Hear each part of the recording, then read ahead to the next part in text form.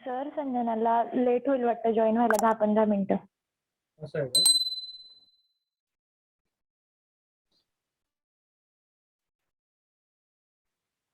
तर बघा सर तुम्ही तो एक प्रोग्राम घेतला होता ना, याच्यात तुम्ही प्रिंट तो मेसेज प्रिंट करतो आपण.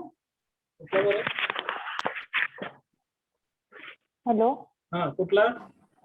तो सुपर सेट ऑफ सिटो वाला एक घेतला होता ना मेसेज प्रिंट रिटर्न करायचा. झिरोचा सर, रिटर्न झिरोचा. हा तर त्यात तुम्ही काय सांगितलं होतं ते की रिटर्न 0 घेतल्यावर काय ते एकदा परत सांगतात का? ओके.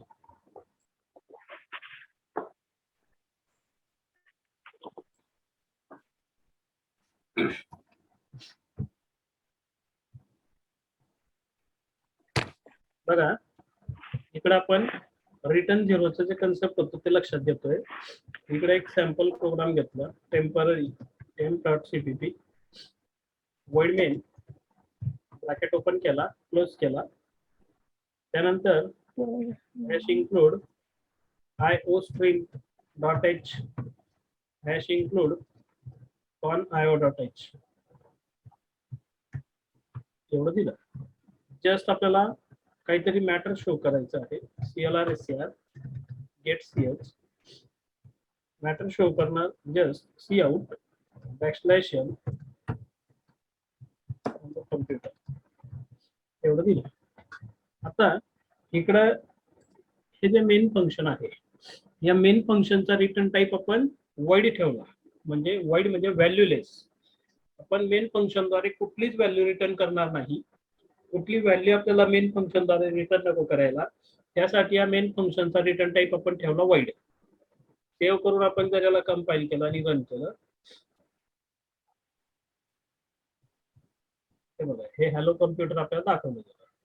आता याच्यात रिटर्न 0 आपण वापरलं नाही, कारण या ठिकाणी हा void रिटर्न टाइप असलेला एक फंक्शन आहे. जर आपल्याला इथं रिटर्न 0 वापरायचं असेल तर ते रिटर्न 0 स्टेटमेंट हे त्या पर्टिक्युलर फंक्शनच्या एंड स्टेटमेंट असतं. आता इथं रिटर्न 0 एवढं घेतलं, सेव्ह अँड रन. आता कंपाईल करायला गेलो तर एरर देईल. कारण काय, तर मेन फंक्शन आपल्याला व्हॅल्यू रिटर्न करू शकत नाही, कारण त्याचा रिटर्न टाइप आपण सेव्ह केला आहे void. म्हणून तुम्ही एक तर void मेन वापरा किंवा मग void न वापरता फक्त मेन लिहा किंवा इंटिजर मेन लिहा आणि मग खाली रिटर्न घेऊ. दोघं स्टेटमेंट सोबत येणार नाही. आणि जर समजा रिटर्न राहू द्यायचा आहे तर मग ह्या सिच्युएशन मध्ये आपण void काढला, फक्त मेन लिहिला. मेन फंक्शन जो असतो त्या मेन फंक्शनचा बाय डिफॉल्ट रिटर्न टाइप असतो इंटिजर.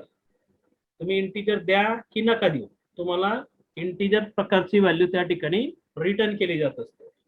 बघा कंपाईल केलं आणि रन केलं, हे असं आउटपुट आला आपल्याला हॅलो कम्प्युटर. नंतर आपण समजा इथं इंटिजर मेन दिलं, सेम काय फरक पडत नाही, ऑप्शनल आहे तो. इथं आपण दिल्यानंतर कंपाईल केलं, सेम आउटपुट आपल्याला मिळणार हॅलो कम्प्युटर. बरोबर. या प्रकारे ते रिटर्नचा कन्सेप्ट होतं. रिटर्न हा जो आहे तो ब्रॅकेट कंप्लीट करण्याचा आधी, मेन फंक्शनचा ब्रॅकेट कंप्लीट करण्याचा आधी आपण दिला पाहिजे. जर तुम्ही त्याला गेट सीएचच्या वरती टाकतायत तर रिटर्न 0 जिथं टाकलं तिथं तो त्या फंक्शनचा एंड करेल. सेव्ह करून कंपाईल केलं, बघा 2 वॉर्निंग आलं. काय, अनरिचेबल कोड ही एक वॉर्निंग येईल आणि फंक्शन शुड रिटर्न व्हॅल्यू ही एक वॉर्निंग येईल. रिटर्न आपण मध्येच टाकून दिलं म्हणून ही फंक्शन शुड रिटर्न व्हॅल्यूचे वॉर्निंग दाखवली. या सिच्युएशनला रन केलंय आपण. बघा प्रोग्राम रन होतोय पण त्या युजर स्क्रीनला तो थांबत नाही, जस्ट फ्लॅश करून बाहेर येतोय. आपल्याला युजर स्क्रीन बघायची असेल तर अल्टर F5 ने आपण ती स्क्रीन पाहणार. हे बघा आउटपुट येत आहे, बरोबर. पण ते आपण थांबत का नाहीये, कारण गेट सीएचच्या वरती आपण रिटर्न 0 लिहिला. रिटर्न 0 लिहिला म्हणजे तिथं ते फंक्शन डायरेक्टली एंड झालं, तो गाडी गेट सीएचच्या स्टेटमेंट पर्यंत पोहोचलाच नाही. म्हणून रिटर्न 0 जे आहे ते आपण नेहमी इथं कर्ली ब्रॅकेट कंप्लीट होण्याचा आधी लिहिलं पाहिजे. हे लॉजिक आहे. ठीक आहे. हो सर समजलं. ओके, अजून काही डाऊट? समीर,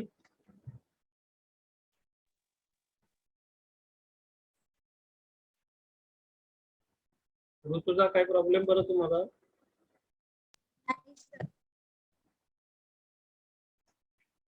तर बघा इकडं पुढचं जे टॉपिक आहे तर ते म्हणजे मॅनिप्युलेटर्स. आता हे मॅनिप्युलेटर्स काय आहेत? मॅनिप्युलेटर हे स्पेशल टाईपचे ऑपरेटर्स असतात जो आपण डेटा डिस्प्ले करणार आहोत. सी आउट स्टेटमेंटचा वापर करून, सी आउट ऑब्जेक्टचा वापर करून जे आउटपुट आपण डिस्प्ले करणार आहोत त्या डिस्प्ले होणाऱ्या आउटपुटला फॉर्मॅट करून डिस्प्ले करायचं असेल, म्हणजे पर्टिक्युलर फॉर्मॅटमध्ये प्रिंट करायचं असेल स्क्रीनवरती, तर त्यासाठी आपण हे मॅनिप्युलेटर्स वापरले पाहिजे. मॅनिप्युलेटर्स प्रोग्राम मध्ये वापरायचे असतील तर iomanip.h iomanip.h ही फाईल आपण प्रोग्रामला ऍड केली पाहिजे. बरोबर. आणि हे जे मॅनिप्युलेटर्स आहेत मॅक्झिमम वापरले जाणारे मॅनिप्युलेटर्स एंडेल, सेट डब्ल्यू, सेट प्रेसिशन आणि सेट फिल असे हे 4 मॅनिप्युलेटर्स मॅक्झिमम वापरले जात असतात. मग या प्रत्येकाचा वापर काय? तर बघा एंडेल मॅनिप्युलेटर, हा जो एंडेल मॅनिप्युलेटर आहे हा एक न्यू लाईन इन्सर्ट करत असतो.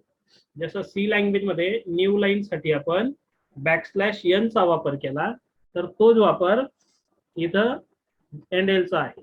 तुम्ही एंडेल वापरा किंवा मग \n वापरा C++ मध्ये न्यू लाईन देण्यासाठी. जसं आपण हा जो प्रोग्राम इथं बघितला तर यात आपण C out insertion operator \n double quote मध्ये आणि हॅलो कॉम्प्युटर लिहिलं तर न्यू लाईनला तिथं ते डिस्प्ले केलं जाईल मॅटर या प्रकारे. आणि जर समजा \n नसेल वापरायचं तर तुम्ही असं घेतलं, हा मॅटर एकदम वरचा लाईन मध्ये आला आणि इथं जर समजा एंडेल यूज करायचं आहे, इन्सर्शन ऑपरेटर एंडेल, सेव्ह आणि रन है ना. एंडेल वापरा किंवा मग \n वापरा, न्यू लाईन फील्ड कॅरेक्टर आहे आपण त्या प्रकारे तुम्ही तो यूज करू शकता. नंतर दुसरं जे मॅनिप्युलेटर आहे तर ते म्हणजे सेट डब्ल्यू. आता सेट डब्ल्यू म्हणजे विड्थ, सेट विड्थ अर्थाने इथं हे सेट डब्ल्यू मॅनिप्युलेटर यूज केलं जात असतं. आपल्याला जो डेटा डिस्प्ले करायचा आहे तर त्या डिस्प्ले केल्या जाणाऱ्या डेटासाठी काहीतरी विड्थ सेट करणार आणि त्या विड्थ मध्ये आपल्याला पाहिजे असलेलं मॅटर आपण डिस्प्ले करणार. बरोबर. तर याच्यासाठी जस्ट एक प्रोग्राम समजा आपण घेतलाय, इकडे आलो, हा आपल्या समोर प्रोग्राम आहे. मेन फंक्शन घेतलं, मेन फंक्शन घेतल्यानंतर त्यात आपण व्हेरिएबल्स बनवले, इंटिजर टाईपचे 3 व्हेरिएबल्स बनवले. score1 हा पहिला व्हेरिएबल, त्याची व्हॅल्यू 4000 दिली, 4 अंकी व्हॅल्यू दिली. दुसरा व्हेरिएबल घेतला score2, त्याची व्हॅल्यू घेतली 17500 आणि तिसरा व्हेरिएबल घेतला त्याची व्हॅल्यू दिली आपण 77. म्हणजे इथं वेगवेगळ्या डिजिटच्या व्हॅल्यू आपण घेतल्या. पहिली व्हॅल्यू 4 अंकी 4000, दुसरी व्हॅल्यू 5 अंकी 17500 आणि तिसरी व्हॅल्यू 2 अंकी घेतली. आता आपल्याला याला व्यवस्थित प्रिंट करायचं आहे. मग सी आउट एंडेल, बघा इथं पहिलं सी आउट एंडेल सेट W10. आता इथं न्यू लाईनला 10 जागा रिझर्व केल्या, 10 कॅरेक्टर्स रिझर्व केले. बघा या ठिकाणी आपण ते कसे रिझर्व होतील ते पाहू. इकडे स्क्रीन आहे ही. आता या स्क्रीन मध्ये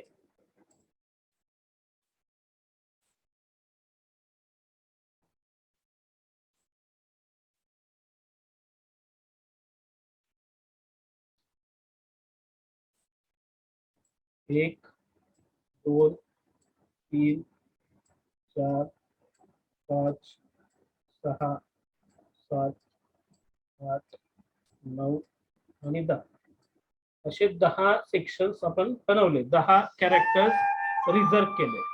हे 10 कॅरेक्टर्स रिझर्व केल्यानंतर इथे आपल्याला बॅट्समन हा शब्द भरला आपण. तो बॅट्समन जो शब्द आपण भरला तर तो राईट साइडने भरला. बरोबर. बॅट्समन शब्द जो भरला तो आपण राईट साइडने भरला, तो असा भरला जाईल, बॅट्समन BATSMAN एम ए आणि एन असा हा बॅट्समन शब्द आपण भरला, बरोबर, 10 कॅरेक्टर्स मध्ये राईट साइडला. मग तिथून पुन्हा आपण सेट W7 बॅट्समन भरल्यानंतर सेट W7 घेतलं, म्हणजे पुन्हा 10 जागा त्या ठिकाणी रिझर्व केल्या जातील. तर ह्या 10 नाही 7 जागा रिझर्व केल्या जातात. इथून 1 2 3 4 5 6 आणि 7. आता याच्यामध्ये स्कोर ह्या व्हेरिएबलची स्कोर हा शब्द भरला, आधी स्कोर शब्द भरला, तो स्कोर शब्द भरायचा आहे. तर आपण राईट साइडने भरणार, तो असा भरला जाईल SCOR आणि E. हे 5 कॅरेक्टर्स राईट साइडने भरले गेले है ना. त्याच्यानंतर इथं पुढं दुसरा सी आउट, दुसऱ्या लाईनवर बघा हा statement, C out एंडेल set W10 पुन्हा 10 जागा रिझर्व केल्या. इथपर्यंत त्या 10 जागा समजा रिझर्व झाल्या, त्याच्यामध्ये दोन्ही शब्द भरला, हा दोन्ही इथं भरला BHONI हा भरला. राईट साइडने नेव्ही डेटा भरला जातो. परत या ठिकाणी सेट W7 पुन्हा 7 जागा या दोन्ही नंतर रिझर्व झाल्या, त्याच्यामध्ये स्कोर शब्द भरा. स्कोर 1 या व्हेरिएबलची व्हॅल्यू भरली, स्कोर 1 फक्त दिला. स्कोर 1 ची व्हॅल्यू किती आहे बरं? 4000. तर ती व्हॅल्यू राईट अलाइनमेंटने या ठिकाणी स्क्रीनवरती डिस्प्ले होते, बरोबर. पुन्हा न्यू लाईनला आलो, C out एंडेल set W10 Sachin हा शब्द भरला. तर इथं अजून न्यू लाईन रिझर्व झाली, याच्यामध्ये हा सचिन वर्ड भरला जाईल, सचिन SACHIN राईट साइडने भरला. परत त्याच्या पुढे 7 जागा रिझर्व केल्या, सेट W7 आणि स्कोर 2 या व्हेरिएबलची व्हॅल्यू भरली. स्कोर 2 ची व्हॅल्यू आहे 17500. इथून 7 जागा रिझर्व झाल्या आणि याच्यामध्ये 17500 व्हॅल्यू भरली गेली. बघा काय होतंय इथं, असं टॅब्युलर फॉर्मॅट मध्ये इन्फॉर्मेशन भरली जाते व्यवस्थित. जर का आपण समजा हे सेट W नसते वापरले तर इन्फॉर्मेशन कंबाईन झाली असती, कारण प्रत्येक नाव आणि प्रत्येक व्हेरिएबलची व्हॅल्यू ही वेगवेगळ्या डिजिट मध्ये आणि वेगवेगळ्या कॅरेक्टर्स मध्ये आहे, वेगवेगळ्या साईजच्या कॅरेक्टर मध्ये आणि डिजिट मध्ये आहे, म्हणून ते कंबाईन झालं असतं. हा डेटा व्यवस्थित टेबलच्या स्वरूपात दिसला पाहिजे, तर त्यासाठी आपण इथं मॅनिप्युलेटर्स वापरणार, ते म्हणजे सेट W, बरोबर. आता इकडं हे जे सेट W मॅनिप्युलेटर झालं, क्लिअर एवढं, याच्यात काही डाऊट? नाही सर. नाही सर. तर हे जे सेट W मॅनिप्युलेटर झालं, याच्यानंतर सेट प्रेसिशन हा मॅनिप्युलेटर. आता सेट प्रेसिशन मॅनिप्युलेटर केव्हा वापरायचा? तर ज्या वेळेस आपल्याला एखादा रिअल नंबरची व्हॅल्यू डिस्प्ले करायची आहे स्क्रीनवरती. रिअल नंबर म्हणजे डेसिमल पॉइंट सह असलेला नंबर, म्हणजे एखादा व्हेरिएबल फ्लोट किंवा डबल डेटा टाईप पासून आपण बनवला आहे आणि त्याच्यामध्ये व्हॅल्यू भरली आहे. आता फ्लोट किंवा मग डबल व्हेरिएबल जर घेतला तर त्याची व्हॅल्यू असते तुमची, ती जी व्हॅल्यू असते तर ती नेहमी पॉइंट सह असते. पॉइंट नंतर एकूण 6 डिजिट येतात डिफॉल्ट, पण ते 6 डिजिट नको आहेत आपल्याला. पॉइंट नंतर स्पेसिफिक डिजिट आले पाहिजे, बरोबर. स्पेसिफिक डिजिट पॉइंट नंतर आले पाहिजे, तर त्यासाठी हे सेट प्रेसिशन मॅनिप्युलेटर आपण वापरतो. याला प्रॅक्टिकली लक्षात घेऊ आपण. इथे एक प्रोग्राम आपण सॅम्पल बनवणार, सेव्ह केलं याला many1.cp. ओके, आता हे काढून टाकलं आपण, नॉर्मल स्टेटमेंट ठेवलं. रिटर्न झिरोचा टॉपिक आपला क्लिअर झाला आहे, ते काढून टाकू, गर्दी नको. इकडे वाईड मेन सेव. आता इथं इंटिजर टाईपचा एक व्हेरिएबल घेतला एक्स नावाचा, त्याला इक्वल टू करून आपण काहीतरी व्हॅल्यू दिली 10.46 अशी समजा व्हॅल्यू आपण दिली. फ्लोट वापरावा लागेल, इंटिजर नाही, रिअल नंबर घ्यायचा आहे. फ्लोट एक्स इक्वल टू 10.46 अशी व्हॅल्यू आपण दिली आणि ती व्हॅल्यू स्क्रीनला शो करायची आहे. C out backslash n x equal to x या व्हेरिएबलची व्हॅल्यू आपण शो करणार. बघा आता काय होईल, रन केलं 10.46 आपण दिला आहे आणि प्रिंट केल्यानंतर तो 10.46 आपल्याला मिळाला. बरोबर. पण आपल्याला पॉइंट नंतर स्पेसिफिक डिजिट आपल्याला त्या ठिकाणी डिस्प्ले करायचं आहे. आता डायरेक्ट व्हॅल्यू आपण अशी असाइन केली 10.46, पण आपण समजा 10/3 असं आपण केलं, x इक्वल टू 10/3 असं आपण केलं. एक मिनिट.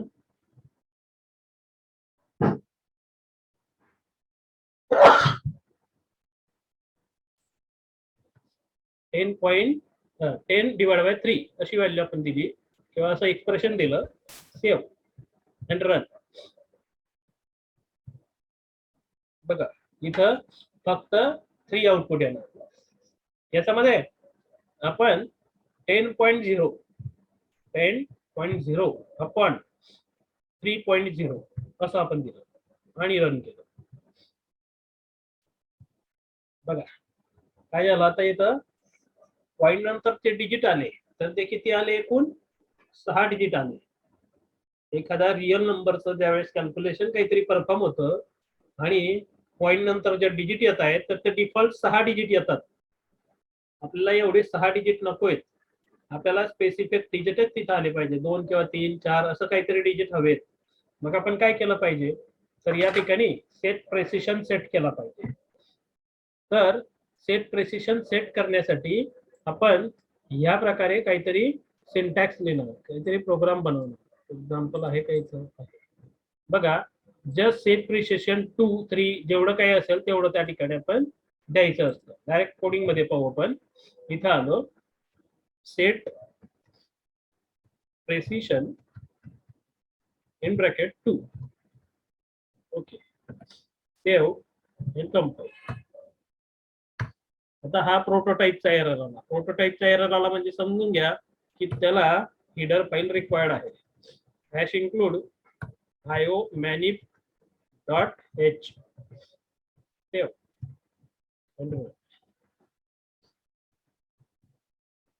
बघा पॉइंट नंतर फक्त या ठिकाणी 2 डिजिट दाखवले जातील.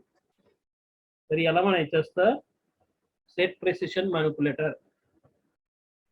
क्लिअर एवढं? हो सर.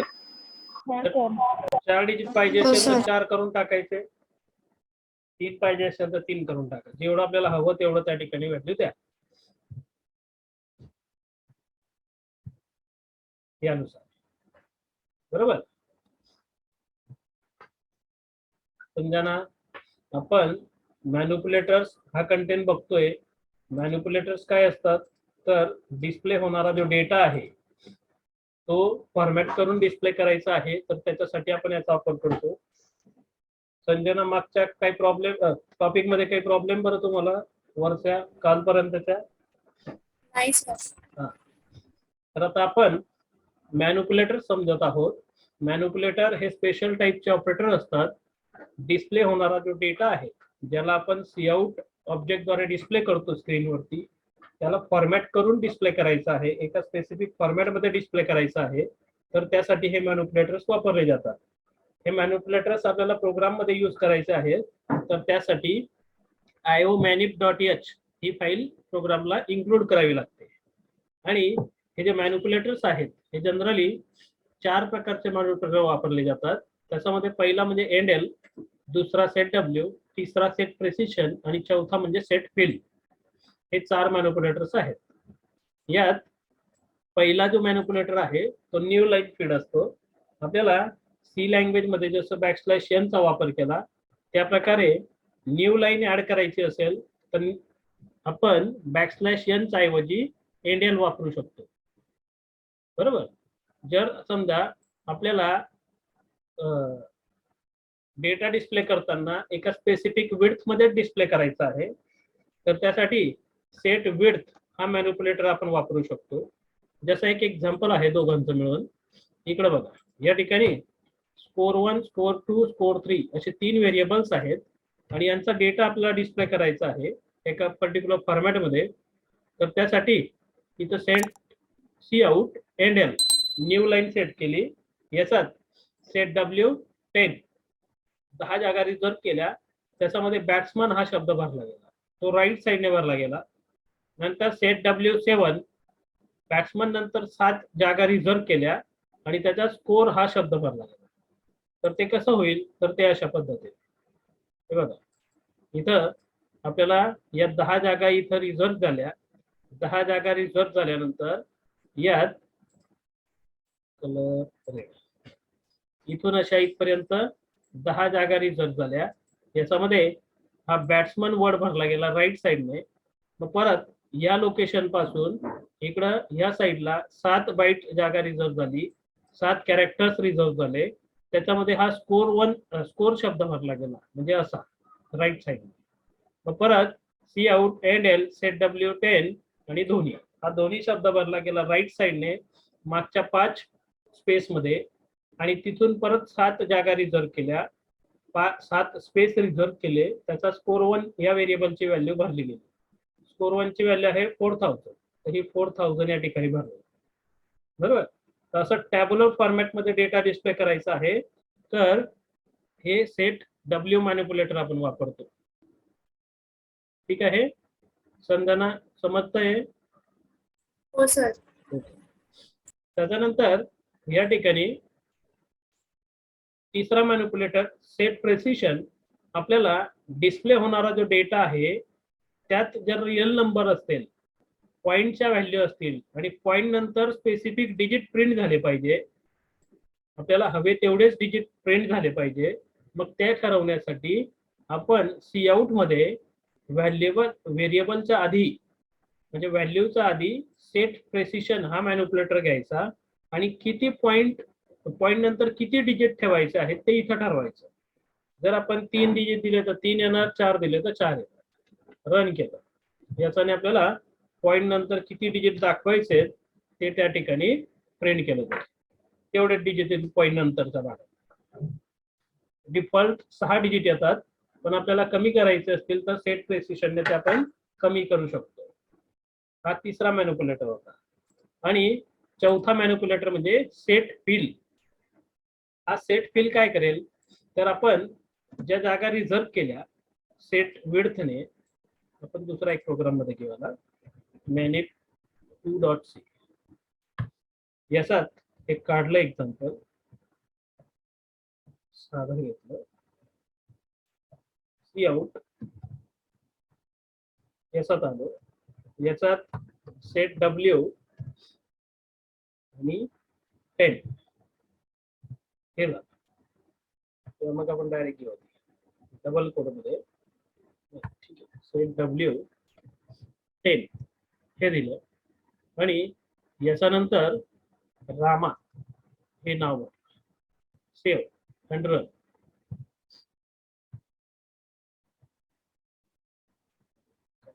डॉट सी केलं गेलं, डॉट सी केलं गेलं, 2.c. हे बघा, रामा शब्द दिला आपण, पण जागा ज्या रिझर्व केल्या तर त्या आपण 10 जागा रिझर्व केल्या आणि ऍक्च्युअल कॅरेक्टर्स त्या नावाचे भरले पण फक्त 4 कॅरेक्टर. तर पुढचे जे 6 कॅरेक्टर्स आहेत, 6 स्पेस आहेत, ते वेस्टेज जात आहेत है ना. स्पेस रिकामा आहे, तिथं कोणी काहीतरी गडबड करू शकतो, तिथं कोणी काही गडबड नको करायला. म्हणून सेट फिल हा मॅनिप्युलेटर एक ठेवू शकतो आपण. इथं जे स्ट्रिंग डिस्प्ले करायचं आहे त्याचा आधी सेट फिल हे देऊन टाका. त्यात समजा सिंगल स्टार आला पाहिजे आणि याला कम्प्लीट केलं.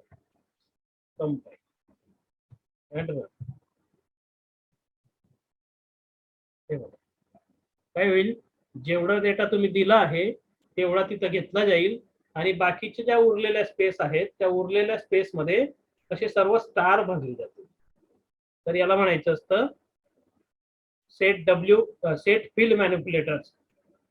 डिस्प्ले होणारा जो डेटा आहे त्याच्यात जर जास्त स्पेस आपल्याकडून रिझर्व झाली आणि त्या स्पेस मध्ये ब्लँक नको राहिला, कोणीतरी काही गडबड करू शकतो, म्हणून तिथं असे स्टार वगैरे फिल झाले पाहिजे. म्हणून आपण तिथं सेट फिल मॅनिप्युलेटर वापरून पाहिजे असलेलं कॅरेक्टर भरून द्यायचं. जर आपल्याला स्टारच्या ऐवजी हॅश टाकायचं आहे तर आपण हॅश वापरू. Yes. बरोबर, क्लिअर एवढं? हो सर. हो सर. हो सर. तर हे असे मॅनिप्युलेटर्स आहेत. 4 मॅनिप्युलेटर वापरले जात असतात. याच्यात हे एक बेसिक चॅप्टर होतं.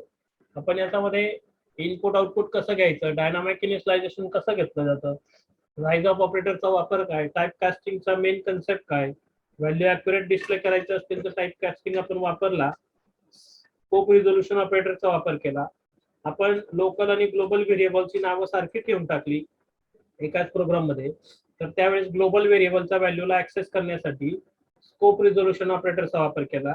याचा वापर अजून पुढे येईल. स्टॅटिक व्हेरिएबल आपल्याला जर इनिशियलाइज करायचं असेल तर त्यासाठी पण आपण स्कोप रिझोल्युशन पुढे वापरणार आहोत.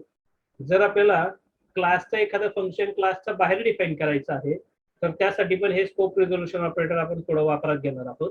आता फक्त त्याचं ग्लोबल व्हेरिएबलची व्हॅल्यू ऍक्सेस करण्यासाठी स्कोप रिझोल्युशन ऑपरेटर आपण वापरलं. नंतर एखाद्या व्हेरिएबलला अलाइस नेम असाइन करायचं असेल तर त्यासाठी रेफरन्स व्हेरिएबल हा पार्ट आपण यूज केला. त्यानंतर सी आउट आणि सी इन हे डेटा डिस्प्ले करण्यासाठी आणि कीबोर्डद्वारे इनपुट ऍक्सेस करण्यासाठी वापरात घेतले. कमेंटचं सिम्बॉल आपण पाहिलं, 2 forward slash single line comment असतं, स्लॅश स्टार आणि स्टार स्लॅश हा मल्टी लाईन कमेंट असतो. नंतर कीवर्ड्स, रिझर्व वर्ड, त्याचा अर्थ सी लँग्वेज मध्ये 32 प्रकारचे कीवर्ड्स होते. C++ मध्ये आपल्याला एकूण 48 प्रकारचे कीवर्ड्स वापरता येतात. याच्यामध्ये 16 कीवर्ड्स अजून वाढलेत सी लँग्वेज पेक्षा. तर असं हे एक बेसिक चॅप्टर होतं, हे पण आपण या ठिकाणी कव्हर केलं आणि एक बेसिक इन्फॉर्मेशन किंवा बेसिक ज्या गोष्टी असतात C++ मधल्या त्या शिकल्या. त्याच्यासोबत तुम्हाला प्रॅक्टिकली सांगितलं होतं की आपण जे बेसिक शिकलो, कंट्रोल फ्लो स्टेटमेंट्स असतील, डिसिजन मेकिंगचे स्टेटमेंट्स असतील, त्याच्यामध्ये इफ एल्स असेल, स्विच असेल, लुपिंग असेल, तर हे पण आपण आतापर्यंत या ठिकाणी यूज करून बघितलं प्रॅक्टिकल लेवलवरती सी इन सी आउटचा वापर करून. कोणाला काही डाऊट बरं या दोघं चॅप्टर्स मध्ये? नाही सर. नाही सर. ओके. नाही सर. तर आता आपल्याला पुढे जायचं राहील. पुढचा जो चॅप्टर आहे तो म्हणजे फंक्शन्स.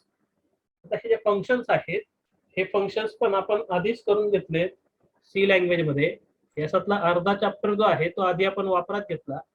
इथं हे सेक्शन्स आहे, ज्या लेफ्ट साइडला हे एवढी इन्फॉर्मेशन आहे ती ऑलरेडी आपण बघितली आहे सी लँग्वेज मध्ये, आणि ही राईट साइडची जी इन्फॉर्मेशन आहे ही आपल्याला या ठिकाणी बघायची आहे. तर इथं फंक्शन्स, फंक्शन म्हणजे काय बरं सांगता येईल आपल्याला?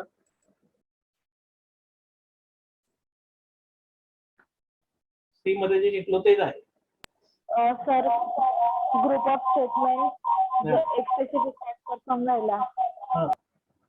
आपल्याला जर समजा प्रोग्रामिंग मध्ये एक स्पेसिफिक टास्क परफॉर्म करायचा आहे आणि ते स्पेसिफिक टास्क परफॉर्म करण्यासाठी काहीतरी कमांडचा ग्रुप एका सिक्वेन्स मध्ये आपण टाईप केला एखाद्या ब्लॉक मध्ये आणि त्या ब्लॉकला काहीतरी नाव दिलं तर त्याला म्हणायचं असतं फंक्शन. जे फंक्शन आहे या फंक्शनचा यूज कोडिंगचा रिपिटेशन अवॉइड करण्यासाठी आपण करणार. कोडिंगचा रिपिटेशन अवॉइड झालं म्हणजे प्रोग्रामची साईज ऑटोमॅटिक कमी होते. प्रोग्रामची साईज कमी झाली म्हणजे तो प्रोग्राम मेंटेन करण्यासाठी किंवा एरर वगैरे रिमूव्ह करण्यासाठी इझी होत असतो. तसे वेगवेगळे बेनिफिट या फंक्शन्सचे आपण सांगू शकतो. बरोबर. तर हे जे फंक्शन्स आहेत याचात मेन फंक्शन सी लँग्वेजला पण आपण हे पाहिलं. मेन फंक्शन हा सी आणि C++ मध्ये कंपल्सरी लागेल, कारण जे प्रोग्रामचं एक्झिक्युशन आहे ते मेन द्वारे होईल. प्रोग्रामचा एक्झिट पण मेनने होणार आणि पूर्ण कंट्रोलिंग पण मेन द्वारे केलं जाईल प्रोग्रामचं. म्हणून मेन फंक्शन हा कंपल्सरी द्यावाच लागेल. आणि मेन फंक्शन जो आहे त्याचा by default return type integer असतो. नंतर आपल्याला हे जे फंक्शन्स आहेत या फंक्शनच्या 2 कॅटेगरी राहतील. याच्यात फंक्शन लायब्ररी फंक्शन, ज्याला स्टँडर्ड फंक्शन आपण म्हणतो किंवा प्रीडिफाईन फंक्शन म्हणतो, ते आपण वापरात घेतले होते सी मध्ये पण. आता जे आपण C++ मध्ये आतापर्यंत पाहिले तर हे मॅनिप्युलेटर्सचे जे फंक्शन्स आहेत तुमचं सेट डब्ल्यू म्हणा, सेट फिल म्हणा, सेट प्रेसिशन म्हणा, हे पण एक फंक्शन्स आहेत. ते लायब्ररी टाईपचे फंक्शन्स आहेत. CLR, SCR, गेट CS हे सर्व फंक्शन्स आहेत. हे आधीपासून त्यांच्या हेडर फाईल्स मध्ये स्टोअर असतात. आपल्याला फक्त त्या हेडर फाईल आपल्या प्रोग्रामची लिंक कराव्या लागतील, जेणेकरून रेडीमेड ते फंक्शन्स आपल्याला वापरता येतील. आणि दुसरं म्हणजे युजर डिफाईन फंक्शन. आपण आपल्या वापरासाठी स्टेटमेंटचा काही ग्रुप बनवला, त्याला काहीतरी नाव वगैरे दिलं, तर त्याला म्हणायचं असतं युजर डिफाईन फंक्शन्स. बरोबर. तर याचाच आपण डिटेलमध्ये इन्फॉर्मेशन शिकलो आहे. याचा फंक्शन डिफाईन करताना युजर डिफाईन फंक्शन जे आपण बनवले, तर त्याचे मेन 3 फॅक्टर्स असतात. सांगता येतील का बरं ते आपल्याला? फंक्शन डिक्लेरेशन, डेफिनेशन आणि कॉलिंग फंक्शन. बरोबर. असे 3 फॅक्टर्स राहतील मेन, की ते आपण या ठिकाणी यूज करून चांगल्या पद्धतीने युजर डिफाईन फंक्शनला मॅनेज करू शकतो. काय काय असतं याच्याबद्दल डिटेल आपण पाहिलं होतं. जर काही शंका असेल तर उद्या आहे संडे, उद्याच्या सेशन मध्ये तुम्ही 1 तास जरी दिला या टॉपिकला, तर सगळे फंक्शन प्रोग्राम एकदा रिपीट करून तुम्ही बघू शकता. चांगल्या पद्धतीने, सोप्या पद्धतीने तुम्हाला ते कन्वर्ट करून पण बघता येते. नंतर फंक्शन हॅव्हिंग आर्ग्युमेंट, रिकर्शन, हे टॉपिक्स आपण कव्हर केले आहेत ऑलरेडी. बरोबर. यांच्यामध्ये काही डाऊट बरं? सगळं लक्षात आहे की काही विसरले असणार तर सांगा, रिपीट मारेल.